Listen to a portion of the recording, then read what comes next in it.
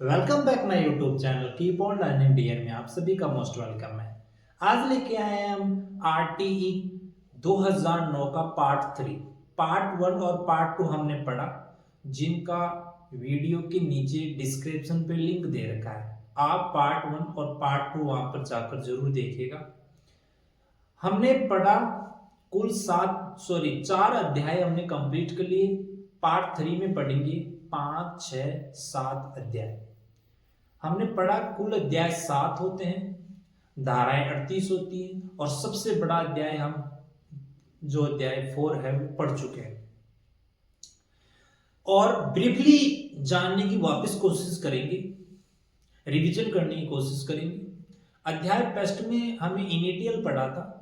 धारा पृष्ठ में कि संपूर्ण देश में आरटी लागू होगी और 6 से 14 ईयर के बालकों को अनिवार्य व निःशुल्क शिक्षा दी जाएगी। और धारा 2 में शब्दावली के बारे में पढ़ा था। और अध्याय 2 में निःशुल्क और अनिवार्य शिक्षा का अधिकार के बारे में पढ़ा था, जिसमें धारा 3 में बताया गया है कि 6 से 14 साल के जो बालक है उनको प्रारंभिक शिक्षा तक कोई शुल्क नहीं ली जाएगी।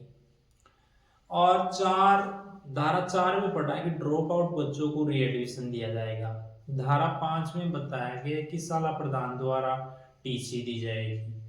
और अध्याय 3 में जो समुचित सरकार है और स्थानीय जो प्राधिकारी और उनके माता पिता के क्या कर्तव्य हैं उनके बारे में पढ़ा था, जिसमें धारा 6 में बताया था कि विद्यालयों की जो व्यवस्था होगी और वो दूरी के हिसाब से होगी। प्राइमरी के लिए 1 किलोमीटर का दायरा और अपर प्राइमरी के लिए 2 किलोमीटर का दायरा। और धारा 7 में बताया कि केंद्र और राज्य का वित्तीय अनुपात। धारा 8 में बताया गया कि केंद्र सरकार के कर्तव्य और धारा 9 में बताया गया स्थानीय सरकार के कर्तव्य। और धारा 10 में बताया अभिभावकों के कर्तव्य और धारा 11 में बताया आंगनबाड़ी के द्वारा पूर्व शिक्षा। और अध्याय 4 पढ़ा हमने जो सबसे बड़ा था। इसमें धारा जो 12 है उसमें पढ़ा कि विद्यालय में 25% सीटें आरक्षित रहेगी दुर्बल, वंचित और गरीब बच्चों के लिए। धारा 13 में पढ़ा कि कोई भी शुल्क नहीं ली जाएगी बच्चों से, यदि ले ली तो 10 गुना देनी पड़ेगी। धारा 14 में पढ़ा क्या कि कोई भी डॉक्यूमेंट्स न होने पर उनको इनकार नहीं किया जाएगा एडमिशन से। धारा 15 में पढ़ा कि एडमिशन की जो डेट है वो 30 सितंबर रखी गई। धारा 16 में बताया कि बच्चों को मतलब रोका नहीं जा सकता एक ही क्लास में।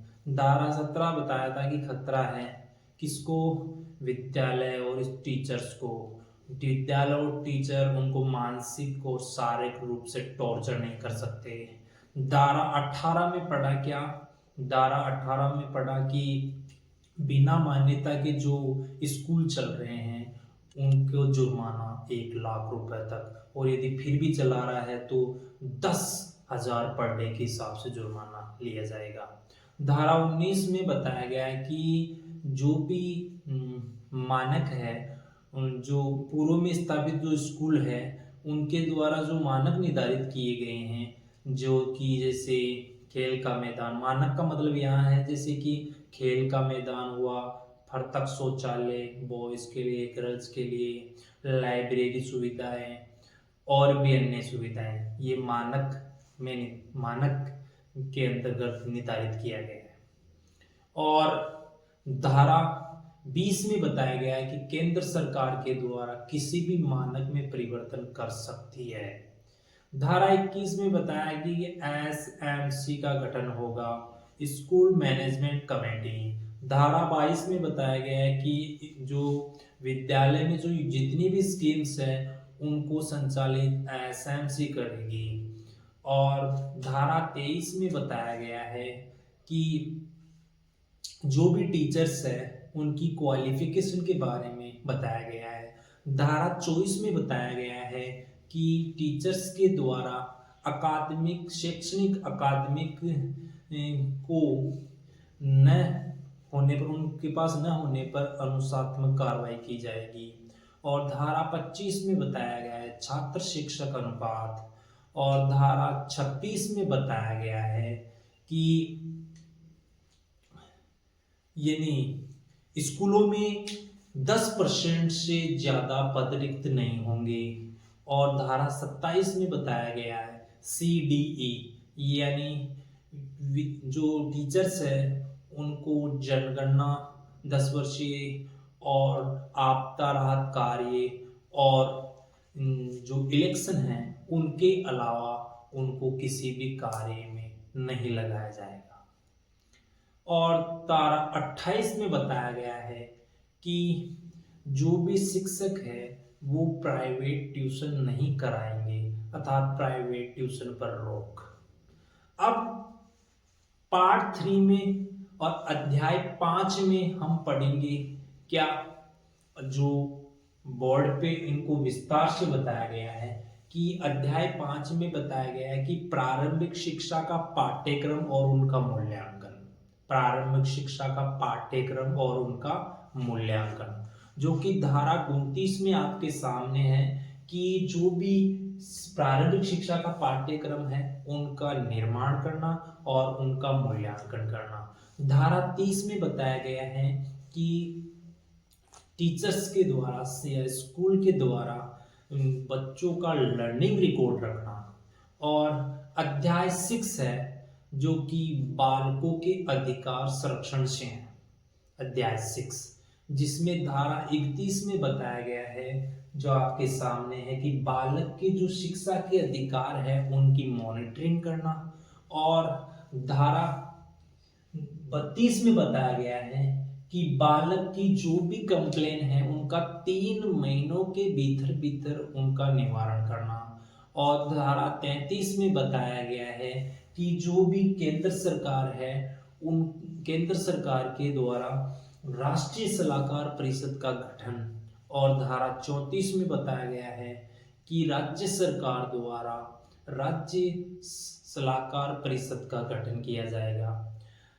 और अध्याय 7 है प्रकिरण। प्रकिरण का मतलब यहाँ है, इंग्लिश में बोलते हैं स्कैटरिंग, यानी विस्तृत करना।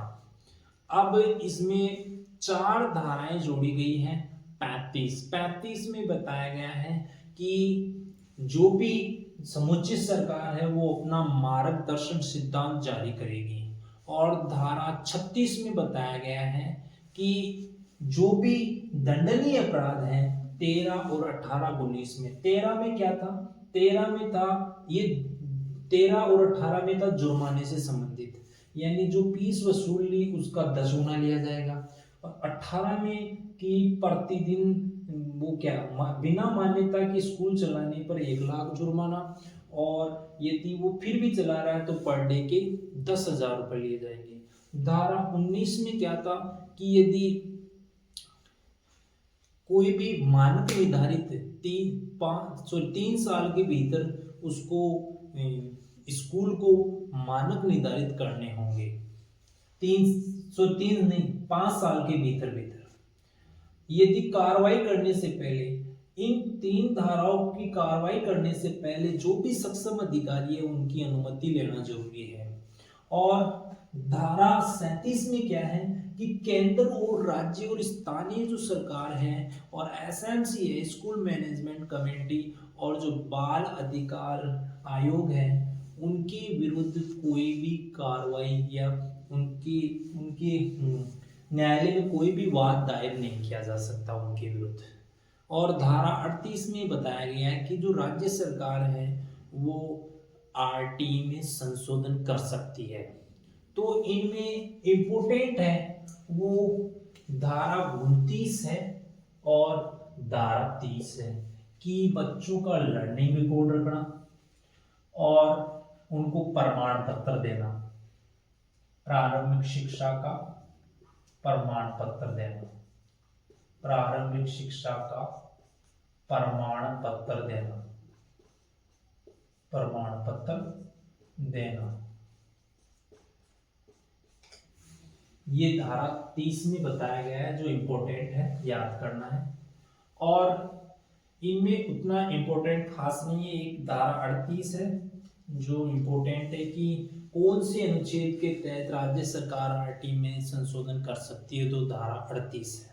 तो ये आरटी की धाराएं 38 थी जो हमने पढ़ा। तो यदि हमारा वीडियो आपको अच्छा लगे तो इसको लाइक और शेयर जरूर कीजिएगा। फिर से